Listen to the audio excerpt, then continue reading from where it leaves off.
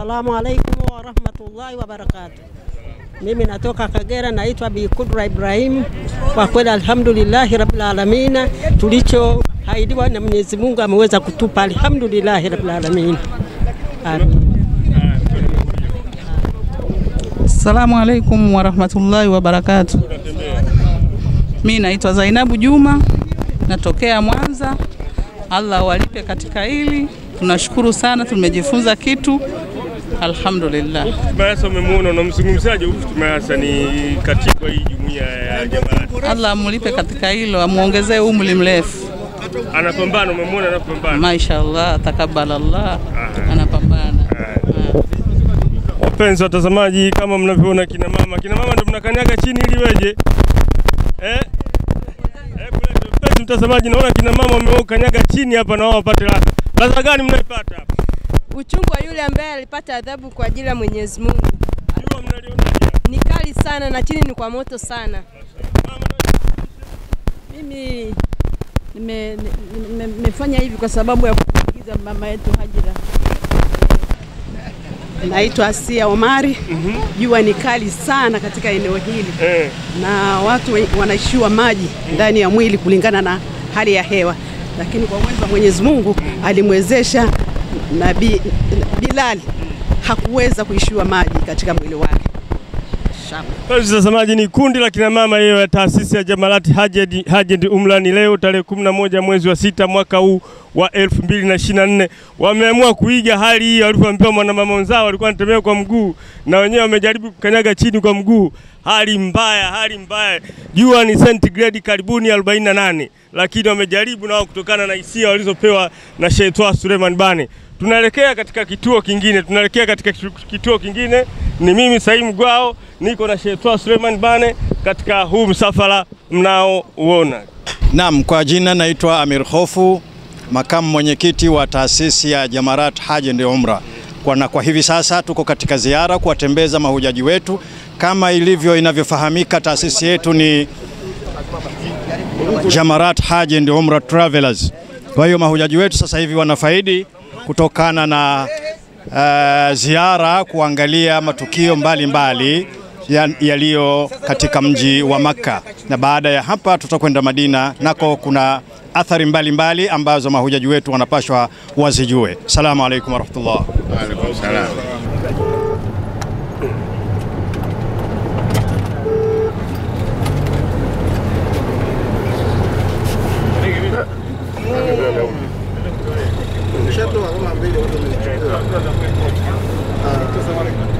Kuna mtu kakosa achukue hii.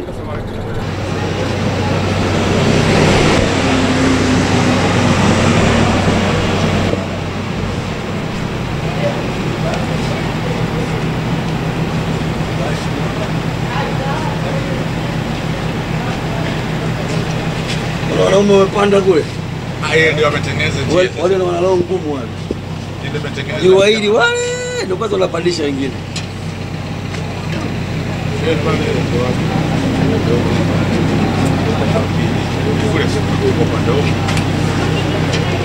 Tunasogea kule mbele au? Ni Jabali Tau. Mlima, yani geuza picha ya maelezo. Ule mlima tulioanza nao ndipo ilipoanza kushuka Qur'an. Ule ndio ilipoanza kushuka Qur'an. Maelezo yake ni kwamba Mtume sallallahu alaihi wasallam kama mwanadamu sawa. Nimesema huyu kiongozi wetu wa gari ni mjanja wa gari. Alipita njia mimi sikuizoea. Sisi tulizoea upande wa pili. Naambia mbona huko hivi sasa? Sasa kuja kucheki nikakuta, na huu ndio maana hata kwenye vitabu wanasema utakuta ule mlima wa nani wa Thaur juu kama kumewekwa jahazi fulani au safina imeegeshwa, ndio huu. Sasa ule wa kwanza badilisha maelezo yetu. Mlima ni mlima utabaki, lakini ule ndio mlima ambao ilianza kuteremka Qur'ani. Wa hijra na maficho kabla kuhama ni huu. Kwa kule alikotupitisha nyuma tulimkubalia kwamba ndio huu, lakini baada ya kumwambia sasa hapana, navujua mimi huko sababu ndio tuko huwa tunapita. Kwa hiyo huu historia yake ni kwamba Mtume sallallahu alaihi wasallam kule, si tulisema katika hijra alijificha hapa, wote kutembea. Okay. Lakini kilichopo ni kwamba kuna ule ndipo ilipoanza kushuka Qur'ani. Ule wanauita Jabali Nur kwa sababu ukizingatia nuru ya Qur'ani ilianza kushuka pale. Wengine wanaita jina la asili Ghar Hira. Neno ghar lina maana pango. Pango la mlima Hira. Pale ndipo ilipoanza kuteremka Qur'ani. Na yale yote tuliyosema ni yanahusu pale. Yanahusu mlima ule, yanahusu kushuka Qur'ani. Ama yanahusu kujificha wakati wa kutaka kuhama, ambayo ndio yule bwana alituambia ndio huu tumebaini sio yale maelezo ya pale ya kuhama yatakuja hapa. Kwa maana hiyo maelezo ya kushuka Qur'ani yatakuja pale. Ilikuwaje? Mtume sallallahu alaihi wasallam alipokaribia miaka 40 ya umri wake, Allah tuko mapenzi yake alijikuta anapenda akae faragha, aondokane na jamii yake ile yenye mambo ya kuabudu masanamu, aitokea tu kuchukia. Akawa anapenda sana kutafuta masurufu na kuja kujificha huko kupumzisha akili yake. Hana cha Qur'ani, hana cha Taurati wala Injili, lakini aliona tu kwamba hapendi yale anayoyaona kule, bora asogee hapa. Kule mtasoma sira inataja wahubbiba ilaihi alkhala'u. Alipendezeshwa na Mwenyezi Mungu kuona ajikaa faragha, fakana yataabadu. Alikuwa anafanya ibada ya kutafakari tu juu ya mambo ya Mungu na kadha na kadha na kadha na kadha. Ikashuka Qur'ani. Sasa mpaka wahyi unakuja wa mara ya kwanza ulimkuta katika mazingira yale tu ya Qur'ani. Sasa tunachobadili hapa, ule mwanzo kiongozi wetu wa gari alitukinaisha kwamba ndio mlima uliokuwa wa kujificha wakati wa kuhama. Tukatoa maelezo ya kuhama. Kumbe maelezo yale ilikuwa tuyatoe hapa. Kwa maana hiyo maelezo ya pale yanahusu kushuka Qur'ani. Umri ulipofika miaka 40 kwa mara ya kwanza alikutwa na Jibrilu akiwa hapo, akiwa pale. Akamshukia Jibrilu katika sura ya binadamu mwenye sura ya kuvutia, akamwambia soma. Akamwambia mimi sijui kusoma. Akamtikisa soma. Mara ya kwanza, ya pili mpaka ya tatu akamsomea Iqra bismi rabbika alladhi khalaqa khalaqal insana min 'alaq iqra wa rabbukal akram mpaka mwisho. Kwa hivyo tunaposema sisi umma wa kusoma jamaa, hata aya za kwanza 5 zile zimeshuka kwa mtume za kusoma, zinamaanisha pale na sio hapa. Tunachobadili kwamba pale panahusu uanzaji wa Qur'ani, hapa panahusu yale maelezo yetu ya pale yaje kwenye eneo hili. Na hili nalo lina kilele chake juu kule, lakini kwa mazingira yaliyopo sasa hatuwezi kwenda. Wapo wanakuja hiari zao siku za umra nini, umra za kawaida, wanasema wanakuchukua masaa kadhaa ndio unafika kileleni kule. Tuko pamoja. Sasa kwa hiyo yale yote ya kule yanajia hapa. Ama ya Qur'ani yatarudi kwenye mlima ambao tumeuanza. Na kwa usahihi huu ukisikia unaitwa Jabali Nur au Jabali Hira, kuna na pango Hira ni ule. Huu unaitwa Jabali Thawr. Jabali Thawr ni jina la eneo. Wengine wanafananisha kama jingamia limekaa, kama jigombe dume. Wengine wanafananisha kama jisafina limewekwa juu yake kileleni kule. Na haya majumba tunayaona yote ni katika kutengeneza miundombinu tu ya kutaka watu wafike. Mara nyingi utakuta hata kuna misikiti hapa walikuwa wanatuliza, je, ina karama gani? La, ni misikiti ya kawaida. Kama ambavyo sijui kwenye ratiba kama ipo, kuna ule wanaita Masjidu Al-Jinni, ambapo Mtume SAW katika pita zake za kidawa aliwahi eneo hilo kusali, pakiwa sio msikiti, lakini kumbe walikuja majini wengi tu, yeye hakuwaona. Baadaye Mwenyezi Mungu akamwambia pale walikuja majini, wamesikiliza Qur'ani na waielewa vizuri, na walipotoka pale wamekwenda kufikisha dawa makwao. kikumbukumbu tu kajengwa msikiti unaitwa Masjidu Al-Jinn. Sasa sijui kama mazingira yataruhusu kufikia au la. Labda tuende sana ni usiku tutakuta majini wako bado. Unawataka kuwaona? Unaweza kupambana nao? Yuko wapi Sheikh Jafari mchawi? Jafari unaitwa huku. Akitaka kutampeleka maana yake ndio yeye shughuli zake majini amewakasirisha mpaka wachawi anawakebehi wanamtafuta kwa ubani na uvumba. Bwana unataka twende Masjidi maana yake wewe ushaudhi wachawi wanakutafuta. Sawa. Unapenda tukupeleke ukakutana na jamaa zako? Bora sana kwa sababu wanasumbua watu. Wenyewe pia wanahitaji wakaone sura yangu inshallah. Jamani huyu ndio Jafari si mchawi, mzee wa mti mkuu. Mnamfahamu kwa balaa lake. Mashaallah. Jamani jua kali, maelezo ni mafupi. Kuna swali lolote linahusu mazingira haya na mambo mengine? Swali hapa mko eneo la tukio, kama kuna swali jua atalivumilia tu. Na usafiri huu jamani sio hija.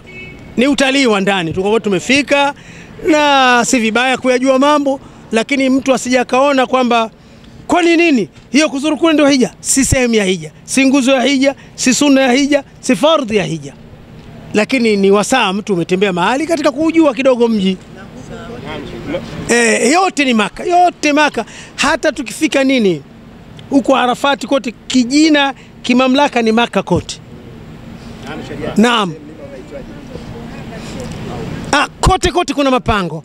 Hapa kuna pango na kule kuna pango. Ila pango la hapa ndilo linahusiana na ile kuhama. Tuliposema Asma alikuwa anataka chakula ilikuwa ni hapa. Ama kule liko pango linahusu alikuwa anakaa pale. Alipenda tu wala hakuwa na malengo, lakini kumbe Mwenyezi Mungu amemwandaa makusudi. Hata Jibril alimkuta pale, akamtikisa, alivyoona shida akarudi nyumbani, maana yake wakati ule tayari ashamuoa mama yule, mama Khadija ambaye alizikwa pale. Tuliposema jamani hapa kuna makaburi kushoto na kulia.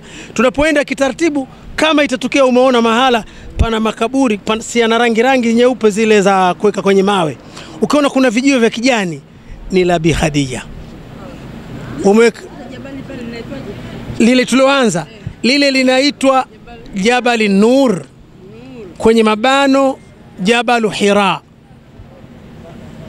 Kwa sababu wengine wanasema tumeambiwa matatu, wengine wanachanganya. Kuna Jabal Nur, kuna Jabal Thawr, kuna Jabal Hira.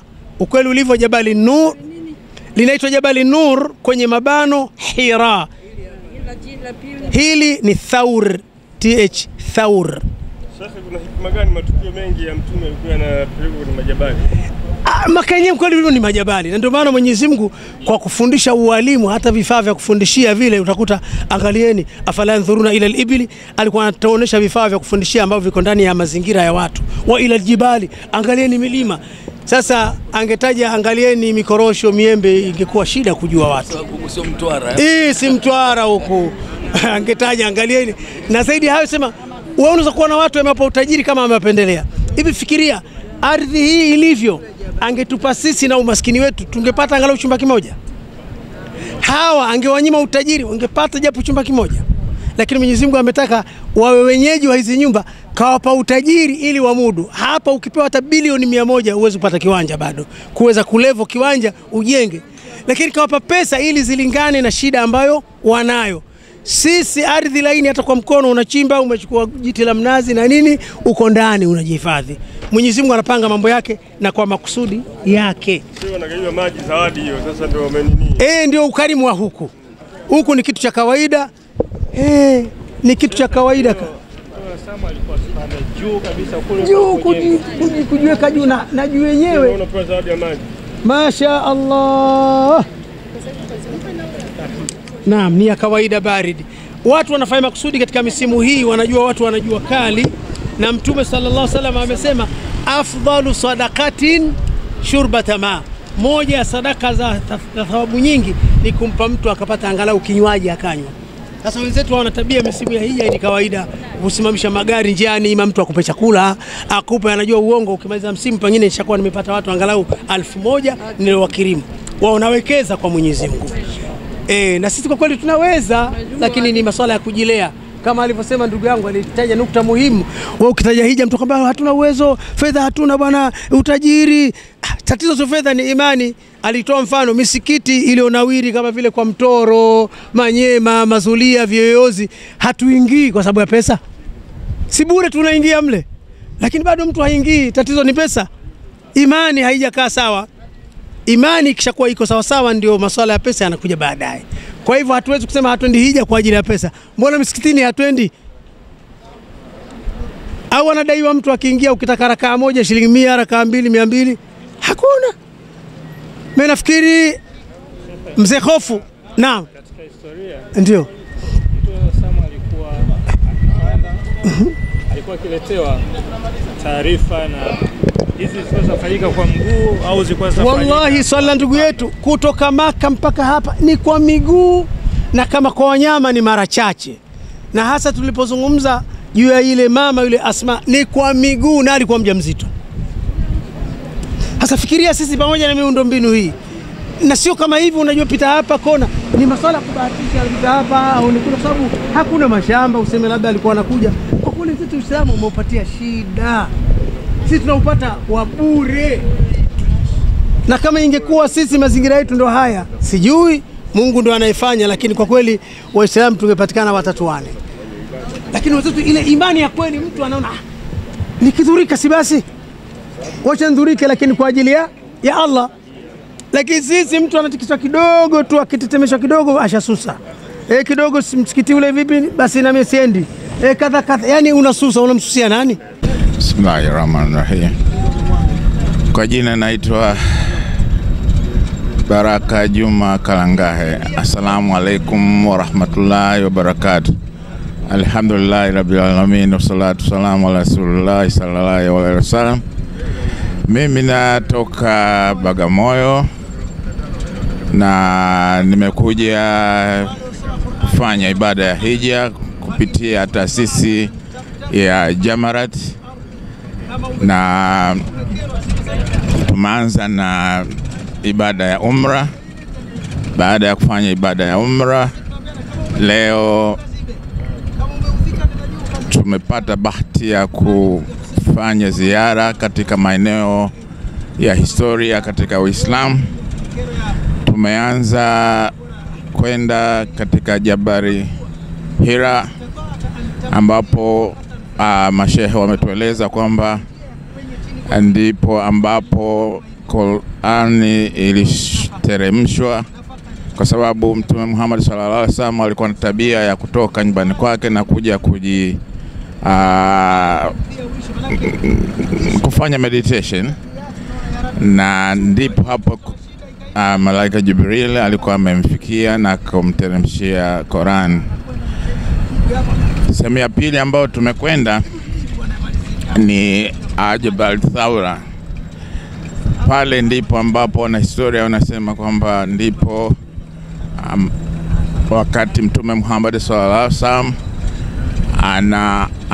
anafanya hijra kwenda Madina, alienda akajificha kwa sababu alikuwa anatafutwa. Madhira makubwa ambayo alikuwa anafanyiwa, aliamua kwamba aliamrishwa kwamba afanye hijra kwenda Madina, lakini kituo chake cha kwanza ilikuwa katika hilo Jabari Thawra, ambapo alijificha kwa muda wa siku kadhaa kabla kuanza safari maalum ya kwenda Madina. Kitu ambacho tumejifunza hapo ni kwamba kwa kweli amepitia katika kipindi kigumu, kwa sababu hilo jabari kwa kweli kwa hali ya kawaida kulifikia ni shughuli. Kwa sisi ambao afya zetu za gogoro inaweza kuwa ni mtihani kulifikia, lakini yeye aliweza na maswahaba wake wakaenda kujificha.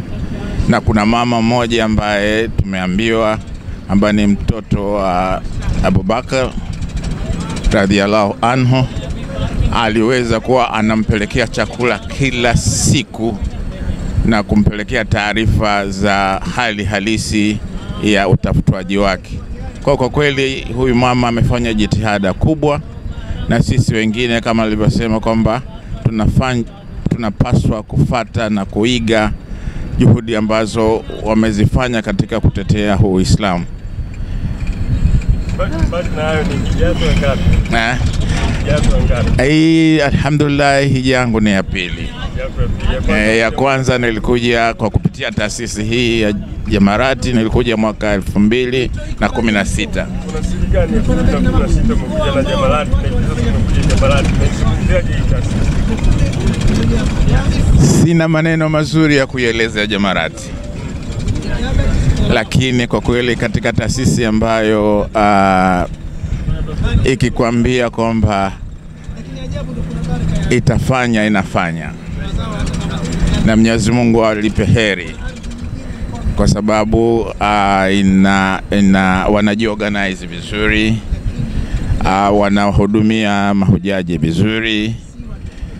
Kama hivi leo kwa safari hii tumefikia hoteli nzuri, na kitu kikubwa ambacho nimejifunza ni kwamba mahujaji wote tunaokuja kwa Jamarati ni kama ndugu.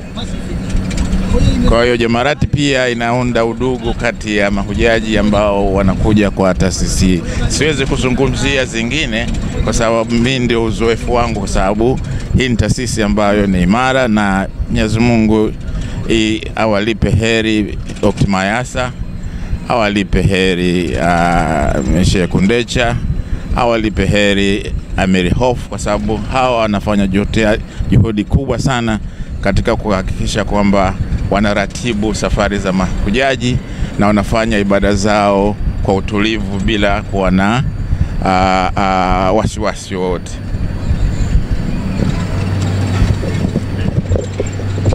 Assalamu alaikum warahmatullahi wabarakatuh. Naitwa Muhsini Mgonanze, nimetokea Charinze, nimekuja kwenye haji. Niko kwenye mji wa Makka, mji mtukufu, mji mtakatifu wa Makka.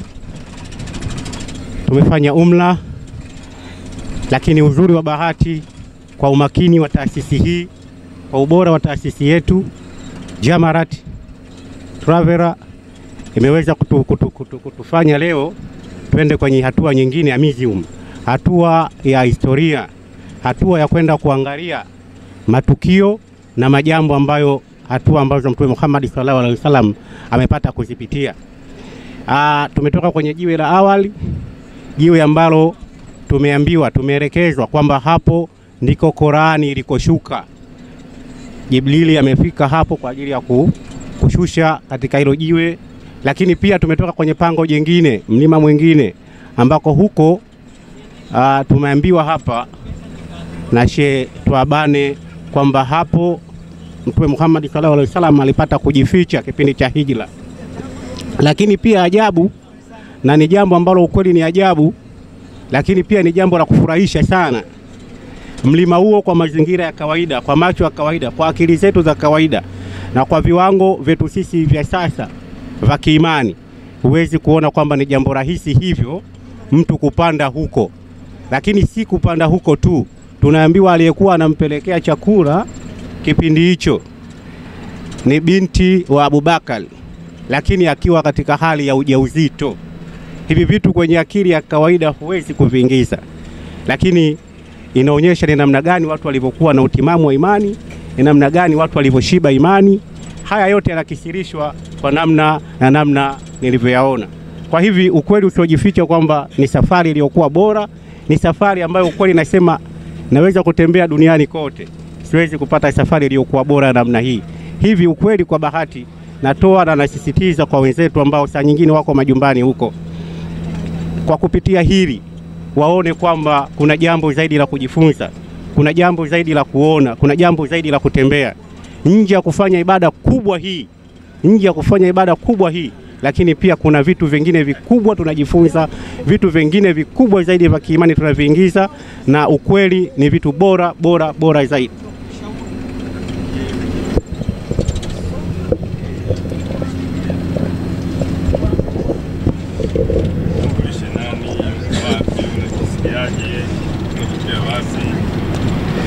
Assalamu alaikum warahmatullahi wabarakatuh. Kwa jina naitwa Baraka Rajabu Mkinze, ni mkazi wa Mwanza, na mimi ni daktari katika kundi hili la hija kupitia taasisi ya Jamarati Hija and Trust. Hija ni umra Travelers. Kwa kweli alhamdulillah, mimi ni mara yangu ya kwanza kufanya hija na ni mara ya kwanza kufika katika mji huu wa Maka kwa ajili ya ziara ya kuzuru nyumba ya Allah Subhanahu wa Ta'ala. Kwa hakika ni ziara yenye faraja kubwa sana kuweza kufika kwenye nyumba ya Allah, nyumba tukufu, nyumba ambayo inatukutanisha waumini mbalimbali kutoka sehemu takriban ulimwengu mzima. Ni ziara ambayo tunajifunza mambo mengi, na kiuhakika kabisa kufikiria, tunasomeshwa, tunafundishwa katika madaris mbalimbali, tunasoma katika Qur'ani, tunasoma katika hadithi, lakini hii haiwezi kukupa picha ya kile ambacho kinazungumzwa. Kwa sisi ambao tumetoka mwambao usiokuwa na miji yenye milima mikubwa, ukisikia jabali basi unahisi inaweza kuwa ni jiwe kubwa sana ambalo limeketi sehemu.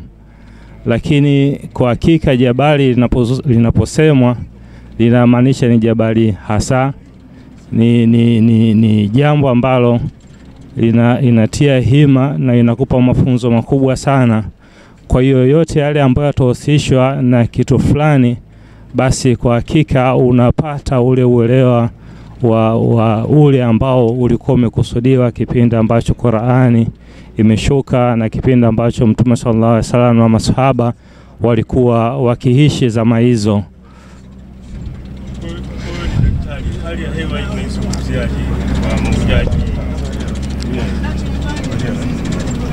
Hali ya hewa kwa sasa kwa mji wa Saudia na Maka hapa ambapo tupo, katika vyombo toka awali ilikuwa ikitangazwa kutakuwa na ongezeko kubwa la joto katika msimu wa hija, ambayo inategemewa kuwa takriban kata nyuzi joto kuanzia 37 kutoka tarehe 1 Dhulhijja, na joto hili itaendelea, itakwenda kiwango cha juu kile ambacho kwa kinakisiwa kwa taarifa toka mamlaka ilikuwa ni nyuzi joto 46 takriban. Lakini kwa kipindi hiki ambacho tumekaa alhamdulillah, joto kubwa sana ambalo katika kudodosa kwenye vyombo hivi ambavyo Allah ametujalia, nyuzi joto kubwa kabisa imekwenda mpaka 43. Ni joto ambalo hatujazoea sisi ambao tumetoka katika mazingira yetu. Joto kubwa sana ambayo imezoeleka kwa Dar es Salaam takriban nyuzi joto 34 35. Ni hali ambayo inadhiki kipindi cha mchana, na alhamdulillah huenda ikawa ndio sababu ambayo kwa kiasi kikubwa imepunguza kwa sehemu kubwa sana. Mara nyingi huwa hali hii ya hija inaambatana na magonjwa mlipuko hasa mafua, lakini kwa hija hii alhamdulillah mpaka sasa hakuna hali kubwa sana mlipuko wa magonjwa ya mafua.